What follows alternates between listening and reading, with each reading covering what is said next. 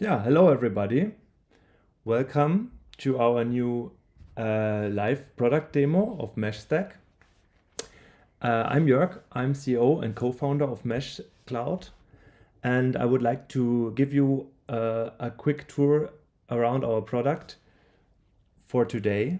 And yeah, the general purpose of our product is to accelerate the application delivery within large companies so that application teams who want to deploy resources to the cloud have quick access to the cloud resources they need and can deliver their applications very quickly without being stuck in the usual enterprise processes and basically long cycles and iterations of gaining permission and approvals along the cloud journey.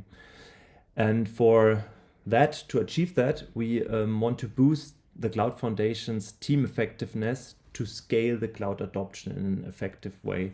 And with the work of all the large customers we serve throughout the years, we captured all what is necessary to achieve that goal in our product. But that's enough of the pretext. Now let's jump into the product, and I quickly switch into the product as well. Here we have the first overview. This is the administration area. It's basically the view of the Cloud Foundation team. So our solution is basically serving the Cloud Foundation team to serve the cloud infrastructure to the different application teams, and it acts as an intermediary layer that helps to provide this cloud infrastructure, but also for the application teams to consume this infrastructure in self-service. So let's look at the admin view, what the Cloud Foundation team can control and how it provides basically the infrastructure that is needed for all the cloud application teams. So first of all, I would like to look at the organizational perspective. So how do we model our organization within the meshStack solution? And here we have something I would like to show you as a quick overview. It's the Cloud Universe, which basically models the overall layer across all clouds that we model in our software. It's a very simplified version of the objects that are relevant to the cloud environments, and it helps you to have an easy view across the organization, no matter which cloud platform is used in terms of technology. And just to give you a quick look here, let's see, we have users here, we have customers, we have projects, we have tenants, and that's the major projects. We can of course group users also, but we will focus on these 4 objects here, and that's what we can use to basically bring the organization and the cloud infrastructure together. Let's, as an example, search for a certain user. Let's call for Daniela developer. There we have the user that has been found here. It's Daniela developer, and when I click on her, I can see how she's connected to the other entities of the mesh model, and that's the customer here. I will explain each of those objects after I showed it to you. This is the customer Liquid mobile app, which is basically a workspace for the mobile app of our fictive banking organization that we have here, the Liquid Bank. Then we have here the different projects, which are production and new application cloud native. So 2 projects which live inside the customer. And then of course we have cloud environments, which we call tenants in our solution. And they can be, for example, like a marketplace instance, which I will explain later, or it can be an OpenShift namespace, or it can be a Google Cloud project, or an Azure environment, an Azure subscription, and that's or an AWS account. So that's different projections of a project that can happen into the different cloud platforms, and we can explore them here, like in which tenants does this user, Daniela developer, has access to. Now let's change it. Let's say, okay, I know she's in the production project, and I click on the production project, and by doing that I see, oh, what are the connections of the production project. So I know it's in the Liquid mobile app customer. It's replicated to different instances, tenants in the different cloud platforms, and I can see the additional team members that have access to it, like Tom team lead, Daniela developer, and others who have access to this production project. So overall, the mesh model, as we see it here, it models the whole organization across all clouds. It simplifies the way we look at clouds, and it's basically helping to not need to map our organization into every cloud like a silo platform, but we have a common model across all clouds, and the cloud is basically or the organization is mapped into the different clouds by the system, but in the organization itself we can work with a very simple model. Now let's look in more detail into these organizational concepts to really understand them. So the first of them is the customer. A customer is basically a workspace where a team can host its different projects, for example. It shares a bunch of data and information that we need for this customer. For example, tags, which can be used and also customized to have a certain number of metadata and different information attached to a customer like this. And of course, we also have budgets assigned, for example, to a customer. So a team that has a budget can assign it to the customer in the platform and then use it up for cloud consumption. And there's a bunch of other functions that we won't go into detail right now, but basically a customer is the workspace for a team. Within the workspace, we have the different projects, which we have here. So a project belongs to a customer, but it's basically modeling one or more cloud environments. And it also has tags attached. It has a certain status if it's still active or basically attached to it. So basically we can have like an Azure subscription and let's say a marketplace instance in the same project if they belong together. So we can combine different cloud resources and different platforms in one project if it makes sense in terms of what we need and of our requirements that we have for a certain project. That's the projects. Then we have, of course, users. Without users, we cannot use the cloud. So here's the list of users that are active in the platform. We consume those users or those identities. They are provided by an enterprise directory, like an Azure Active Directory usually, or an LDAP or whatever you have in your organization. And how it works is that these users are, or these identities are consumed from this directory via a single sign-on, just as you would expect. And then they are available in the platform to be assigned to customers, to projects, and to basically give them access rights and permissions along certain roles to these different cloud environments. And that's the powerful way of controlling and bringing the organization together, that you have users, customers, projects, and all on one platform. That's so basically the organizational parts. But then coming to clouds, we of course need the platforms themselves, and that's what we are modeling here. So we have different cloud platforms that we want to provide to our teams within the organization, and we can configure them here. When I want to add a new cloud platform, I can just use this this wizard here to model it and to configure it. And we have a bunch of cloud connectors available in the platform, and then they can be included and made available via the self-service to the different teams. This is also nice because you can, for example, host a Kubernetes on Azure, for example, and then provide it again as a platform here, as you see with the AKS example here, so that you also can handle multi-tenancy, both of the public cloud platforms, but also of your, let's say, Kubernetes platforms, even if you run them on premise. That's one potential use case.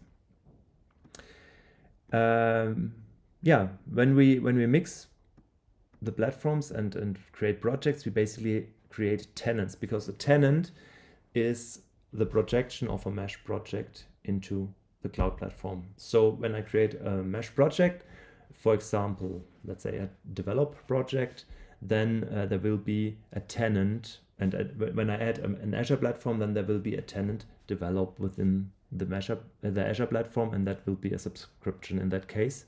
Or if I include a Google platform, then it will be a project in Google. And this way, a project on the meshStack platform will always be mapped in the appropriate tenant construct of the cloud platform.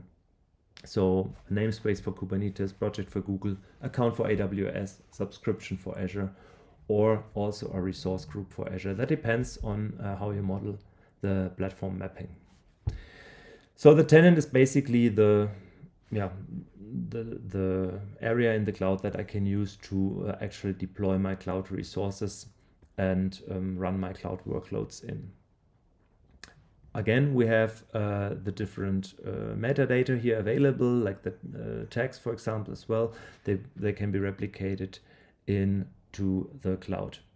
And that's basically the part where we map, or where we create and model the organization.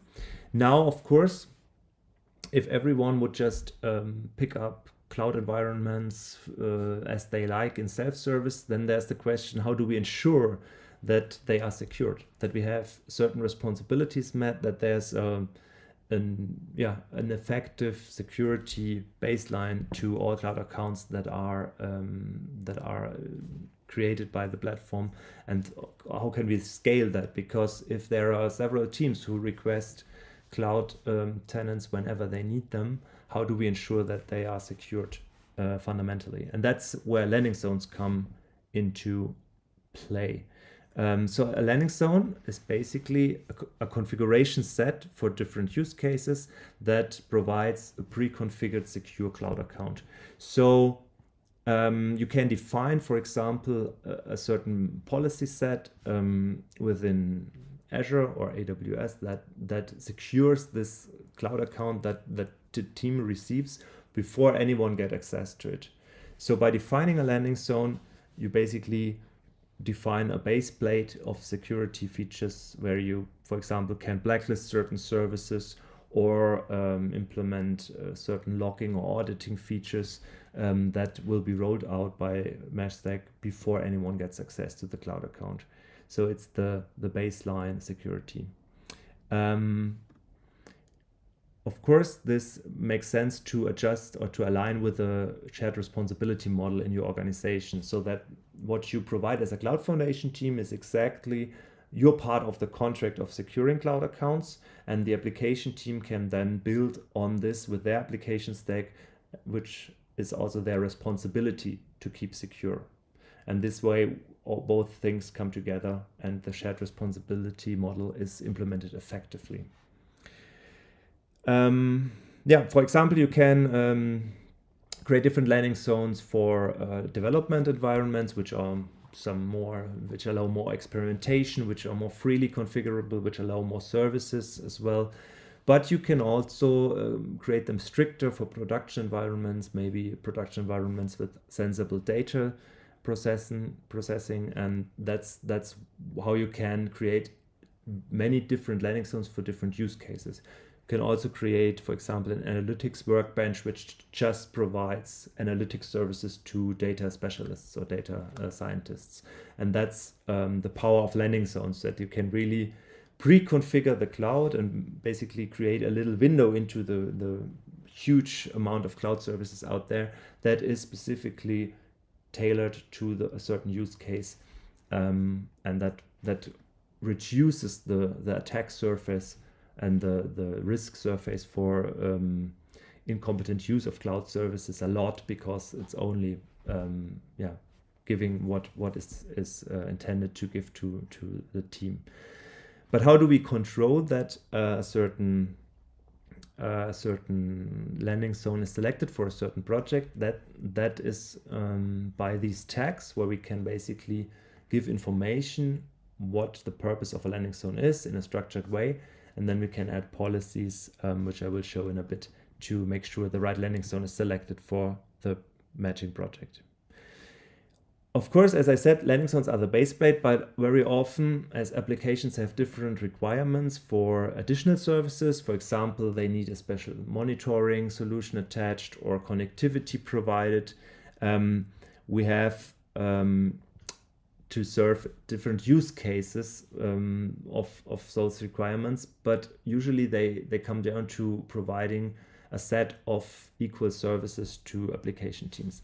And that's where the building blocks come into place. So if the landing zone is the base plate, then the building blocks are basically the Lego bricks that you put on top, which kind of provide additional functionality to the basic landing zone. For example, you can provide additional database services or connectivity, as I said, or monitoring. Let's take, for example, this VNet service that we can add to a landing zone. And regarding the implementation, it's quite straightforward because usually you already have some artifacts in place, some Terraform automations where you provide these additional services, but currently you always need to play them and to deploy them manually when someone requests it because there's little adjustments to be made. But with meshStack, you can include your Terraform implementation into this building block, and that is again made available in self-service to the application teams, so they can pick a landing zone and then add this building block on top. You can model certain inputs that this building block needs and certain outputs that it provides, and by that you can basically chain these building blocks as needed, also model the dependencies, and thus have a very modular approach to mix and match basically the basic configuration with additional features on top of it. And by that, an application team can really basically go cloud shopping and take the landing zone they want to have in the beginning and then add different services that are frequently needed. And as a Cloud Foundation team, you just need to take care of providing the right building blocks, and then you're off the hook for the daily requests and can focus on your work instead. But how do all these things come together now? We'll have a look at the compliance section now. As I mentioned before, we have tags on different mesh model entities like the customer, the project, the landing zone. And by doing so, we can model certain approval ratings or classifications, security classifications that need to match. And we do though by setting a policy. Let's take as an example this enforce landing zone family clearance, where we have a tag that is attached to the mesh project and it will be matched against the landing zone tag. So let's say we model a mesh project as, for example, a development project. Then I can only select landing zones that are approved for development projects. And by that, I ensure that when I say, okay, I have a certain kind of project, that an application team can also only select landing zones that are available for this type of project. If I say I have an analytics project, I can only choose analytics landing zones, and so on and so forth. And by that, I can ensure that there's no accidental wrong selection of a landing zone once I set up my project correctly. Yeah, if you have questions so far, please add them to the chat, because that's where we can answer them.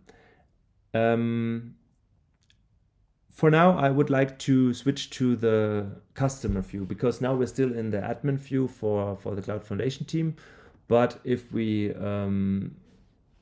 want to look how the self-service looks for the application teams, I will go to a customer now. So let's imagine there's an application team within the Liquid Bank, which is responsible for the mobile app, which we have here. Then this is their view, basically. And that's also how they access the meshStack platform to get into the self-service. Because within daily operations, what is important to you is that the application teams can work smoothly and without interruption, without being blocked, without dependency on something that someone needs to provide to them. But they want to access everything in a self-service so they can work independently and in their own pace. And you as a Cloud Foundation team on the other side don't want to deal with like service requests all the time, but to have a certain way to provide your services. And that's basically where everything comes together in the self-service view here. So what are the services that cloud users need usually? So it's cloud accounts. So we need to create tenants, as we call them, in the clouds. We need to provide access to these tenants so that team members, joiner, mover, leaver, whatever happens, that this can be configured in the platform as well. And then, of course, we need maybe additional services and security configurations, as I just showed with the landing zones and building blocks, and the budget, of course. The finance is another important topic, and we will look into these now bit by bit. So let's imagine the application team wants to access or start a new project. Then it creates a project and provides some information. So let's say this is just a demo project for now, and we enter like a name here. Then we provide some ownership information so that like the Cloud Foundation team has always the possibility to talk to someone, because if it needs something about a project, then it's always important to know who's the person to talk to. As you see here, we provide certain metadata for a project. This can be configured freely, so this is just an example for our demo environment, but this can be adjusted to your needs as a company. And let's say it's a development project for now. The confidentiality is a public one. Let's say we are in the R&D business unit to provide that information. And regarding the landing zone family, I would like to put up a cloud native project. Here you see different use cases which are possible. So let's say you want to provide cloud environments for lift and shift use cases, which means just transferring workloads from a traditional data center architecture into the cloud. Then you can use something like that, which is then focused on providing infrastructure services, IaaS services, to the user, or where you maybe even have virtual machine as a service or something like that. Like these services that are really targeted to this use case, they can be provided. Container platform could be something like providing a Kubernetes platform, so that application teams who want to deploy container-based applications have an easy and basically narrow set of services to do that. And cloud native is in that case a more free selection of available hyperscaler services that we want to use to create our application stack. In that case, I use cloud native to create a real cloud native application. Yeah, next thing is, of course, nothing's for free, so I need to provide a payment method or a budget to pay for the stuff I'm going to consume in the cloud. Here you can see that this is made before I do anything in the cloud, which is very important to ensure that there's a budget. I can use this. These budgets can be created either in the platform or via an API. So there's a room for integration and integrating it with your existing budgeting mechanism or approval processes.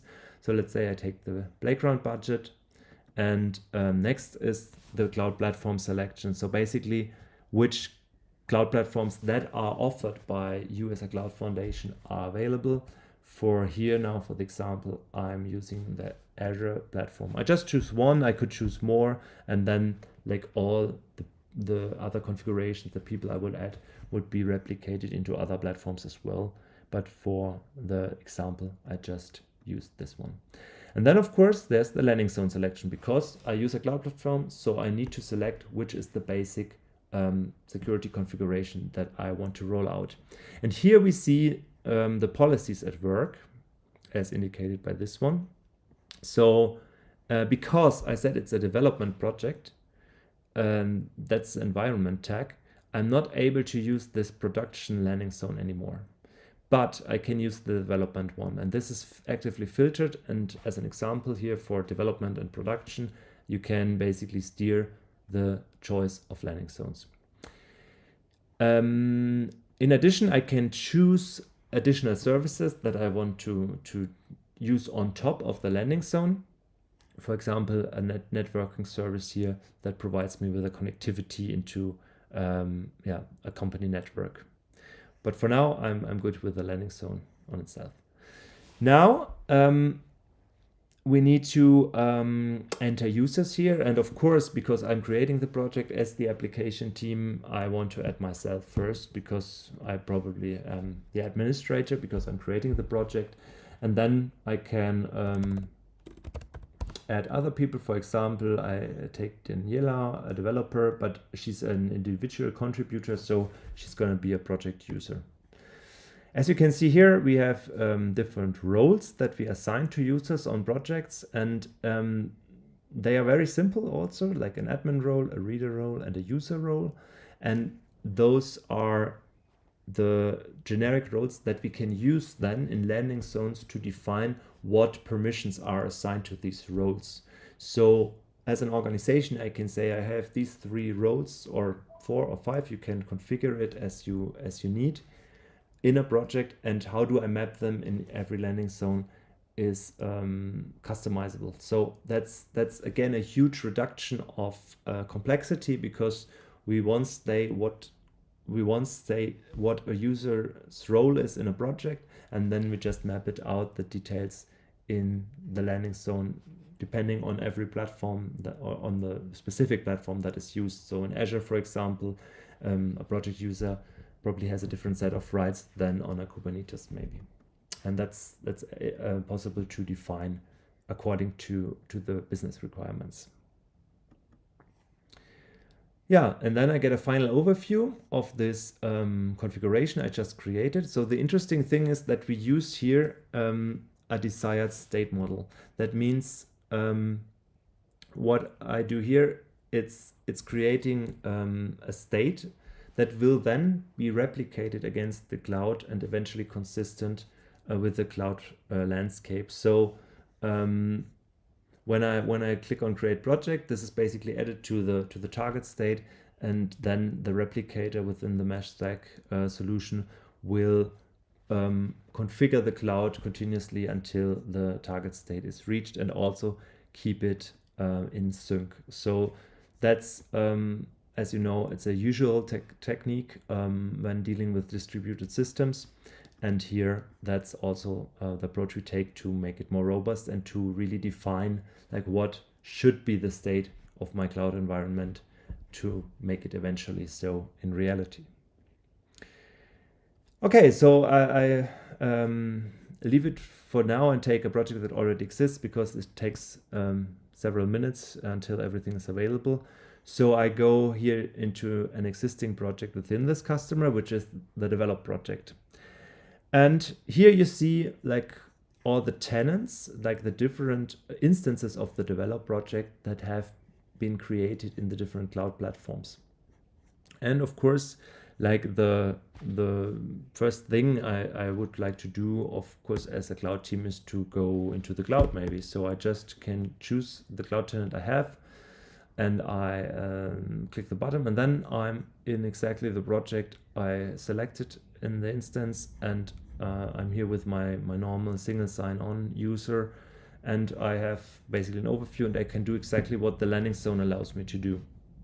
So as you see, there's no need to go via the meshStack platform. As a developer, you can directly access the native cloud platform like Google or Azure, and it will be connected with your enterprise identity, and then you can act whatever you are allowed to act via the landing zone.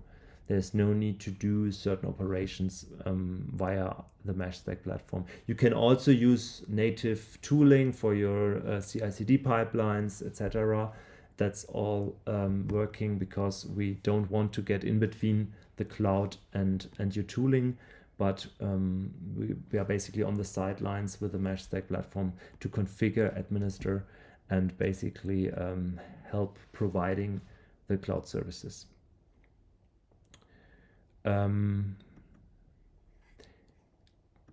Another thing that we will have within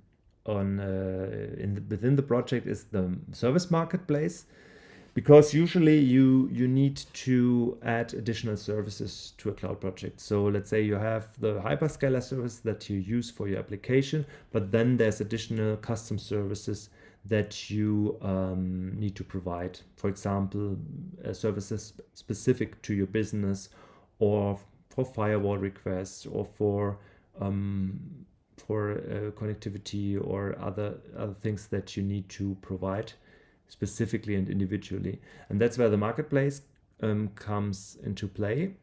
Here you have the possibility to add additional services and service automations into the platform, so that application teams can consume them also on the platform without the need to interact directly. And when they choose a certain service that is available here, then you basically have the possibility to choose the service and to order it, and then it will be attached to the project. The interesting thing is that you can also add a pricing scheme to these services. So for the internal chargeback, when you provide a service to users, then you can also add a service charge, and it will be deducted from the assigned budget to the project. So that is an interesting part as well. Of course, financials are important, and that's basically the fourth part I want to dive into, is how do we deal with the financial perspective of the cloud usage.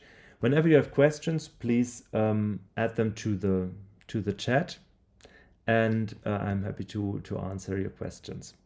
So the financial perspective is there to ensure that the cloud cost, the consumption, is transparent, and this is also accounted for, that we have a budget for the costs that occur in a certain cloud project.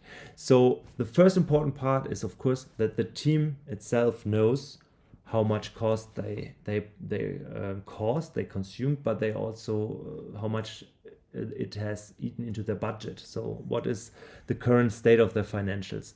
And to get that overview, I go back to the customer, which represents the team itself, and then I have the financial access here. And when I look at the payment methods, payment method is basically a budget, then I see the different budgets that I have created and assigned to this customer, and I also see where is the state of my budget, how is the state of my budget. And here we see some troublesome budgets which we need to take care of, which we need to roll, so change it for a new budget, which is also possible, but also some budgets that are still have some room left, so I could basically just exchange an exceeded budget with a fresh one that I have already created or approved, basically. And this is something important because, of course, we need to have accounted costs, but also I want to have the transparency of my cloud consumption.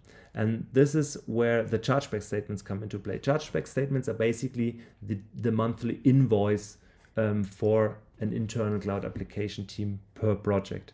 And when I look at them, you basically see that one thing is that it collects the different cloud services that are metered and added here to the right project. So when I use Azure services with this project, they will be shown up here, and basically the chargeback will occur here. But I can also add a tenant fee, for example, which is for the management of this tenant, which has a certain price and which will be added to the invoice. Also, I look for the other example. Here you see the Google resources, and here we have the service marketplace service charges. So when someone uses, for example, a GitLab service, which is charged by hour of for 1 cent by the hour, then it will be right now will be at 5.65 euros, because it's basically the period, the amount of period that this service has been run, and that's charged here as well. It will be deducted from the budget of the team. And by that, we basically have also something in place which helps to provide this internal chargeback mechanism of providing shared services to the application teams, and also paying them internally for the services, and that can be modeled in the platform as well. So that was the one part of the team knowing where's my budget and how much cost did I have cost already. But of course also the Cloud Foundation teams, the central team, needs to have an eye on the budgets and the consumption, and basically know, do we have people who run over the budget, basically who don't have the money to pay for the cloud services. And to show that, I go back to the admin area, which is the environment and the area for the Cloud Foundation team. So here in the dashboard section, we already have the financial section, which shows you an overview of basically how much is the overall consumption over time for all my clouds, what are the most expensive projects, and so on.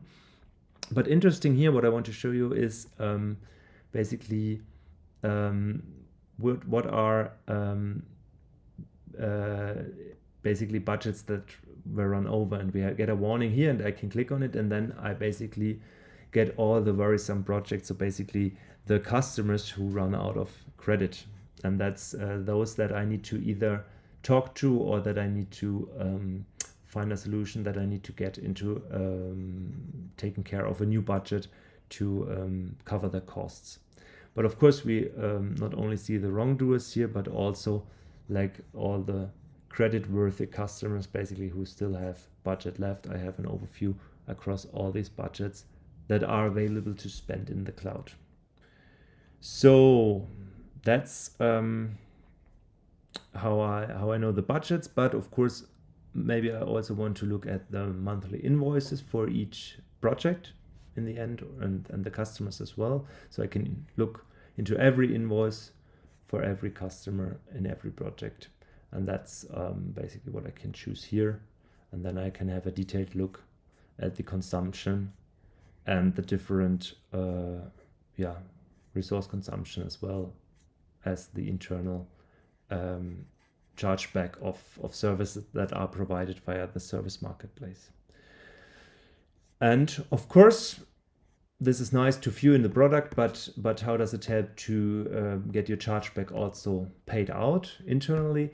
Of course, there's an API where you can export the different chargeback statements and the chargeback data, and use it to feed your existing payment systems internally to really move the money from one budget to the other, and so in that case to settle the bill basically monthly, or whenever you want to make a settlement in that case. So that's up for total integration of your chargeback. So we know a lot of companies where chargeback for the cloud takes a lot of time to do it manually, to split the cost across the different projects and teams. And here we have it implemented, and it works automatically in fetching the data from the different cloud providers, and also allocating it to each project in turn. Yeah, that was for today a quick round trip through our meshStack solution. If you have any questions, just put them into the chat, or post them anytime later. We're always happy to get in touch and talk to you about your cloud concerns. You can we can make an appointment also to discuss your specific use cases. There's also our Slack community for Cloud Foundation teams. You can find all the information about it if you go to cloudfoundation.org, in one word, cloudfoundation.org, where we provide resources for Cloud Foundation teams also our Cloud Foundation Maturity Model, which helps you guide your strategic cloud journey map and helps you to define the different steps and milestones that you want to fulfill along your cloud journey. And of course, if you like this demo, or also if you expected something else, we're happy for your feedback. I will post a link into the chat, and we're very happy if you give us a feedback about how you like the demo and how we can improve on providing more value with this demo to you. Anyway, that's all for today from my side. So thank you for staying with us, for watching, and see you around.